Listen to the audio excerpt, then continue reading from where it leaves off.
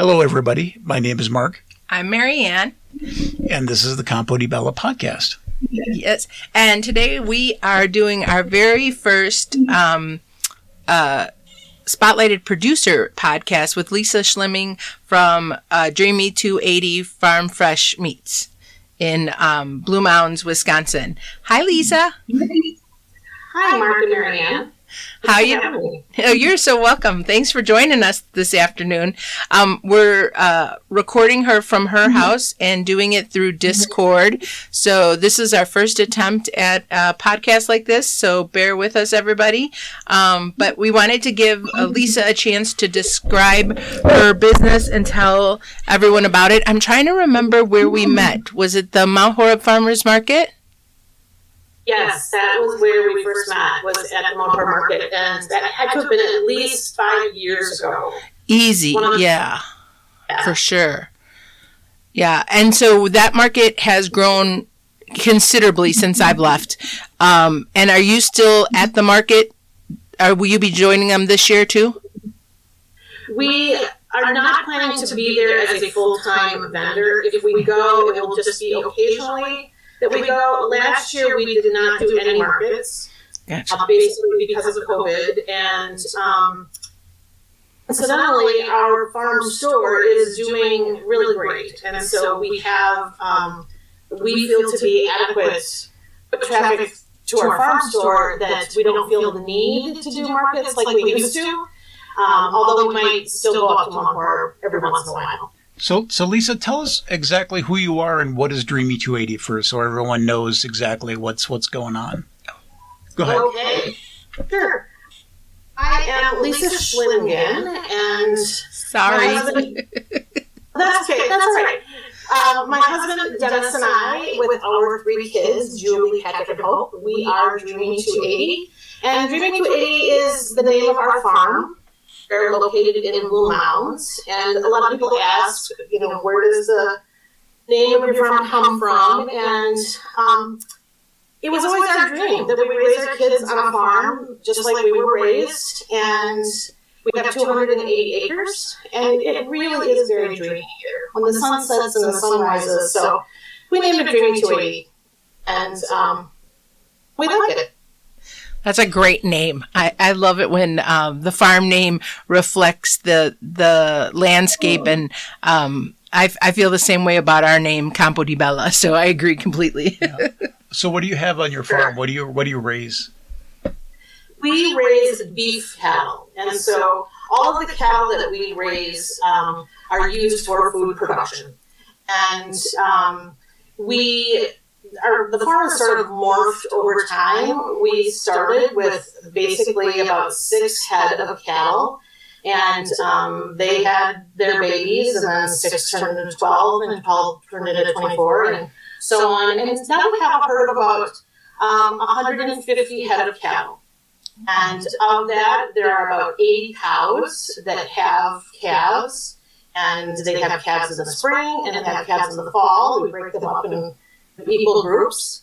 And then we also have bulls. We have what we call replacement heifers. Those are young females that come back into the herd that will then eventually have babies. And then, of course, our steers for our meat business. So that's basically the livestock that makes up the farm. And we raise Angus and Shorthorn cattle. We actually used to, the original 6 cattle were Herefords. And we no longer have the Herefords, though we do love them. Now we just have the Angus and the Shorthorn. And what comes through the meat business are the Angus cattle primarily. Just have a different market for the Shorthorns. And so are you open year round, or is it just a seasonal thing when the cows go to market, or how does that work? Well, in terms of the farm itself, we are actually a beef and crop farm. So we've got about 170 acres of corn and alfalfa that we are, that we manage every year. And then on the farm, we have our farm store. And the farm store is open year round as well. Okay. And what do you what do you sell at the farm store?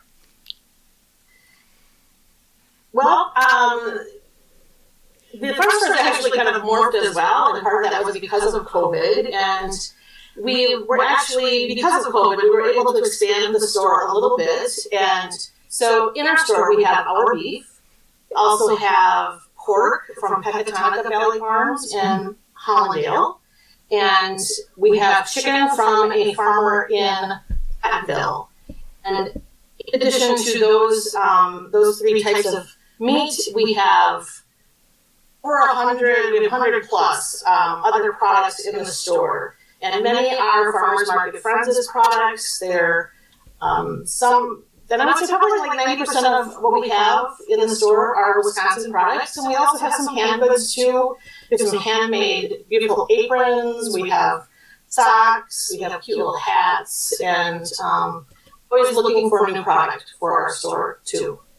And so when you, if someone wanted to buy some beef from you, what are your hours at the farm store, or can they buy it somewhere else, or do they buy it? I know we bought a quarter cattle from you, so can you still do that where you buy a quarter or a half of a cow for your freezer? Yes, you can. Okay. Our farm stores open Wednesday from 2 to 6 and Saturday from 8 to noon. And in the store, you can purchase individual cuts of meat. Everything is frozen, however. And you can come in and buy, as many steaks as what you need, as much burger as what you need. And unfortunately, we don't have fresh cuts because of just how our animals are processed and what we can make available to our customers. And I'm sorry, what was the rest of your question? Or just could you order like a quarter of a cow or a half a cow, or instead of buying at the store, is there a way to do that? So that you could fill up your freezer. I'm gonna just step in here and get a little. Some people get really, really snotty about having fresh meat and fresh chicken and fresh this. It's almost impossible to do that as a farmer. I mean, you really have to sell your product, and you need to freeze it and get it out there. So yeah, Lisa, you're doing the right thing. So as the and then there's transporting it. Yeah. And there's a lot of concern and a lot of liability on having fresh meats. My dad was a butcher for 40 years, so I completely understand why it's easier to freeze. I personally do not feel that it degrades the quality of meat in any way. Never. But I've heard that, and that you only need to use fresh. You can only use fresh meat, and I completely disagree with that. So. Oh no, we got a quarter of a cow from Dreamy 280 from Lisa and her family, and all I do is put it in the freezer or in the fridge a couple days ahead of time, and I defrost it, and then I use it how I need it, and it's always fantastic. Yeah, your meat is always incredible. Yeah, I don't. Well, yes, and thank you for explaining that to the listeners that fresh and frozen does not degrade the quality of the meat. At the holidays, specifically, the Christmas holiday, we do have some fresh cuts, and those would be some fresh prime ribs and fresh whole tenderloins. And it just takes some planning in order for us to do that. But we can make that available to our customers, and we really only do it at the holidays. But, back to Mary Ann's question about, what we also offer in the store besides the individual retail cuts. We do still offer quarter and half or whole beef. You can order that year-round as well. And we offer a year-round beef CSA. And we've had the CSA for a number of years, and for people who don't know what CSA stands for, I know you guys have talked about it on your podcast before, that it is community-supported agriculture. And it started with produce and vegetable farmers where customers could purchase a share of the farm and kind of like a box of the month of produce that people would get. We do the same thing, but with beef. And you sign up for 3 months at a time. It's basically kind of a small bundle of meat, and come each month and you pick up your meat and out you go. And customers that do it with us love it. And we're just where they come and get their meat. And we give them a nice variety of steaks and roasts and other items like short ribs and things like that you may not necessarily get in the store.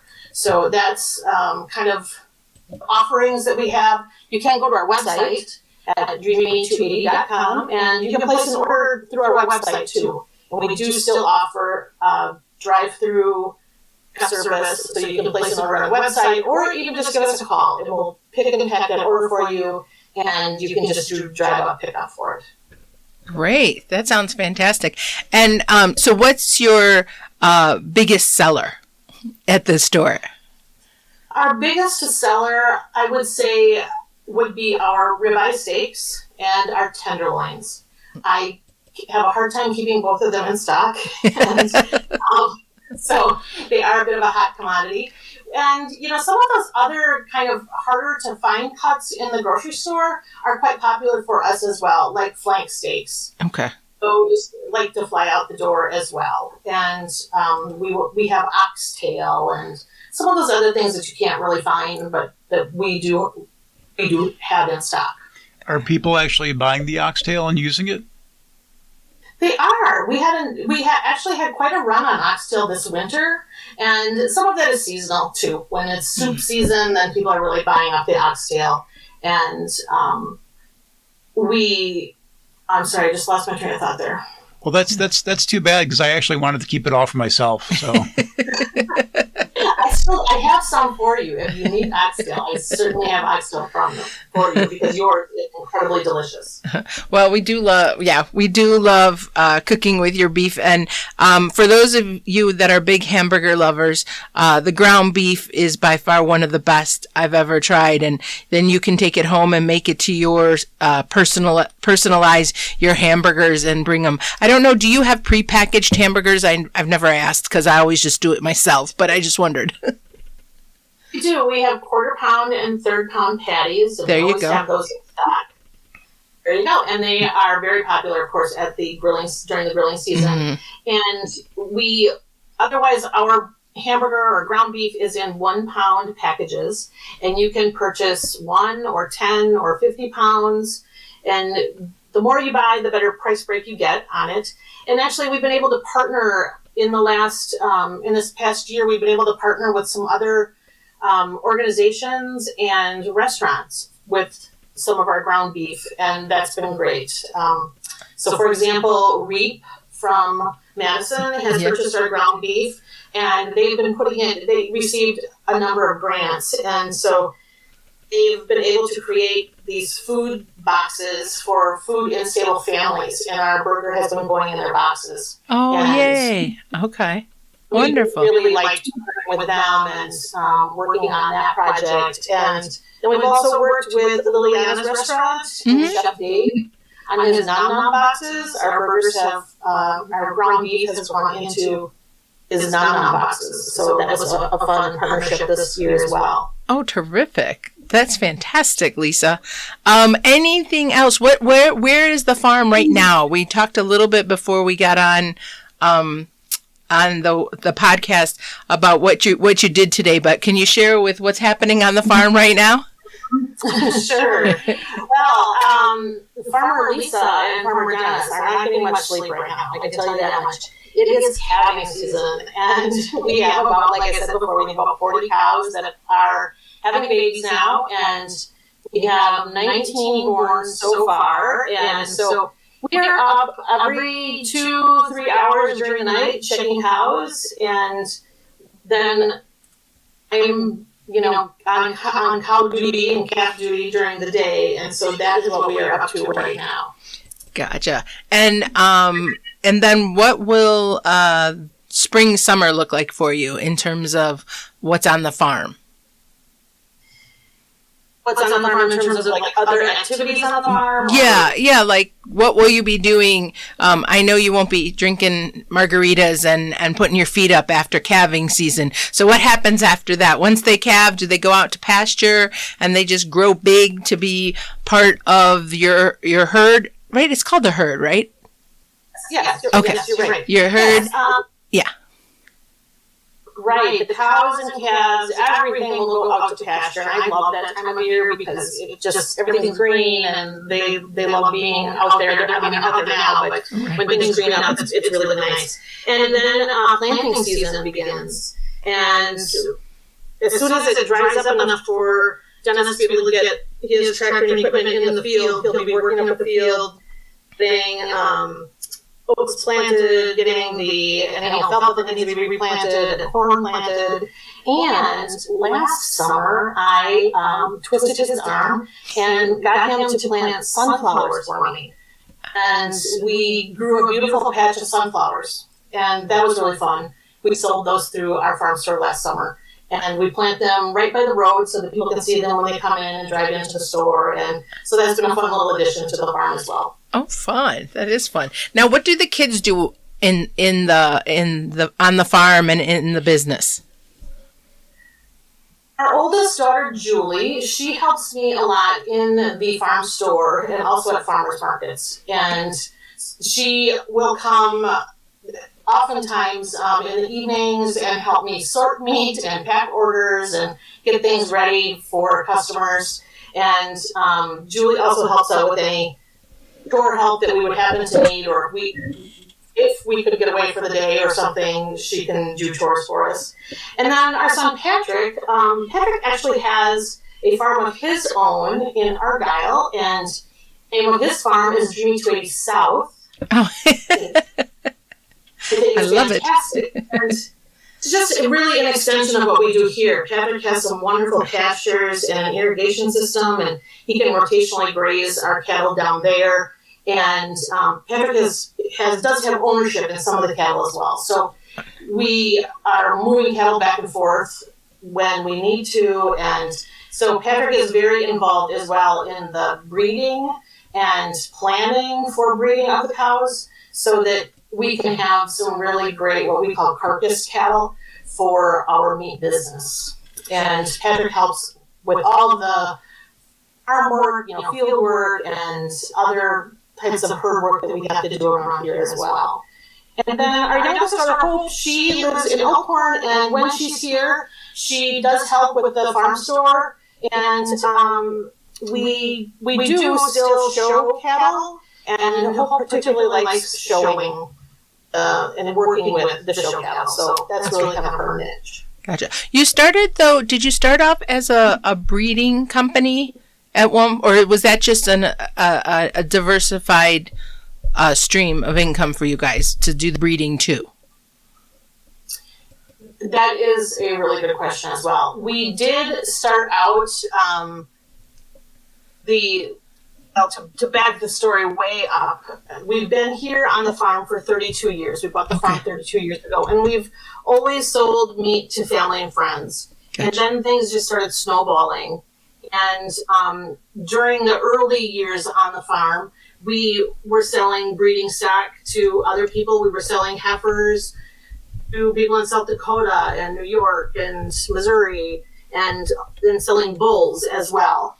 And then I was one day looking at our QuickBooks reports, and I was wanting to just kind of capitalize on something on the farm. I was getting very frustrated with the expenses of just all the farm expenses. Mm-hmm. And the meat sales jumped out at me. And I thought, I think there's something more to this. And about the same time, I was just getting more calls for more meat orders. And that was when I just really kind of dug in and thought, let's work at this a little bit harder. And we started the CSA and farmers markets, and now we have a farm store.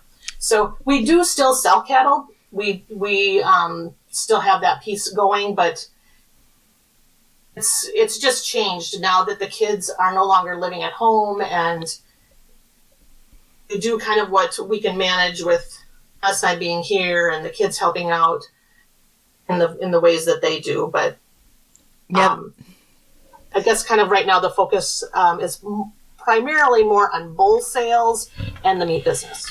Gotcha. Yeah, the farm has a way of telling you what it needs to be done, and then our bodies also pipe in every now and again and are like, yeah, you ain't doing that this year. So. Right. Right? Well, do you want to talk about the future or what your plans are for the next year or two now that we're maybe going to see a reopening of things here at, in post-pandemic, I guess is what they're calling it, or the new normal, however you want to call it. We've been having primarily Julie and I have been having what we call strategic planning meetings. Okay. And we kind of when we say, okay, we need to have a strategic planning meeting because things are always changing, just as you know, with COVID, and there's kind of this constant pivot that happens. And moving forward, we do see the meat business just moving along in the direction that it's been going. One thing that the past year has taught us is that we know what we can do and we know what we can't do in terms of the meat business. And that has been very helpful to us so that we can kind of keep our eye on the horizon. And we will probably, I believe the store will continue as it is. We might have some newer features come along, but not anything huge that will be changing.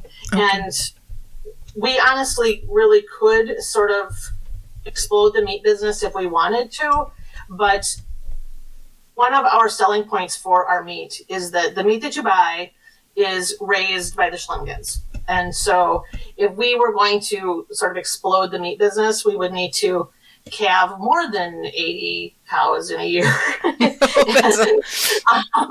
And not all, we're certainly not processing or butchering 80 steers every year because of that 80, not all of them are bulls that become steers. Gotcha. And so with more meat sales would become more cattle, which means more work, and there's just only so much that we can all do in a day. Exactly. Well, Lisa, thank you for joining us this afternoon.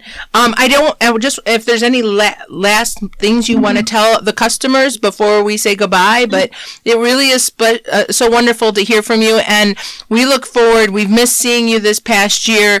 And we look forward to being able to do more spotlighted producer dinners coming up. But like you said, you have to be ready to pivot and do something new and exciting. And we haven't figured out what that new and exciting will look like in terms of farm to table dinners at this point. But we'll keep you posted. How's that? And from me, thank you so much, Lisa. Thank you so much, Lisa, for supplying us with such tasty meat. So we really quality, high quality meat too. Yes. So please go check out Dreamy 280 Farm Fresh Meats. And Lisa, any last words about the business or the future? No, I don't think so. Again, thank you, Mark and Marianne, for having me today, and also for always, welcoming Dreamy 280 onto your farm to table dinners. And we, we're just easily located here, right off Highway 18151 in Blue Mounds. And I guess the last thing I would say is I just really want to thank our customers for being, and our partners like Campo de Bella for helping just this small little family farm in Blue Mounds. And the best compliment anyone can pay to us is just kind of a referral to a friend. So we just always appreciate that when that happens. Yeah, thank you, Lisa. Yeah, thank you. Just to confirm, so you can reach Lisa at dreamy280.com on her website or dreamy280 at mhtc.net. That's dreamy280 at Mount Horeb Telephone Company.net, correct? Yes, we also have a Gmail account too, so you can reach us at dreamy280@gmail.com as well. Okay, terrific. So don't forget, folks, to buy local and keep the local dollars coming in and helping family farms like ours and Lisa's to prosper and continue. Just to plug out for next weekend's dinner, we're doing an Easter dinner on Friday, April 2nd, but because it's Good Friday and we know that there are restrictions for that day, we've decided to make it a vegetarian tomato ricotta lasagna as the main dish, and we'll start out with homemade focaccia, and we're going to end with a torta di ricotta as a dessert, and that's a beautiful Italian kind of pie. It's like a pie. A sweet pie is the best way to describe it, a ricotta pie. So for those vegetarians out there, this is right up your alley, everybody. But I promise promise we'll get some of that Dreamy 280 beef in our menu coming up soon. Well, I was going to say, don't worry, because the following week, Lisa will be back in the form of gnocchi with a beef ragu. So with her ground beef will be in our menu the following weekend. Yeah. And then we've got a very important announcement. The next weekend after that, which is April 16th, we will be partially reopening to in-house dining. It's going to be a hybrid, so we'll still continue takeout, but we will partially reopen to in-house dining, but we will still be maintaining the public health social distancing guidelines and the COVID guidelines, pandemic guidelines, until things settle down a little bit. So we will continue to be careful, but make sure you make your reservations online and make sure you go see Lisa and buy some meat. Yeah, and so what Mark is saying is that we're actually going to have dinner Friday the 16th and Saturday the 17th, and there'll be the Chinita dinner at 6:30, and then the farm to table dinner at 6 o'clock on Saturday. But then there's also takeout. So be careful when you're looking at purchasing your dinners, because he's added all 3 dinners on under the different days. And then the pickup for the takeout meals will be now at 6:30 only. So keep that in mind as well. I know all these changes are new, but they're all on our website. So just check our website for any details. Other than that, what else? Well, just to clarify, the farm to table dinner will not be communal dining. It will be. Oh, good point. It'll be this week. It'll be a 4-course. The mid-April. It'll be a 4-course on Saturday. Yeah.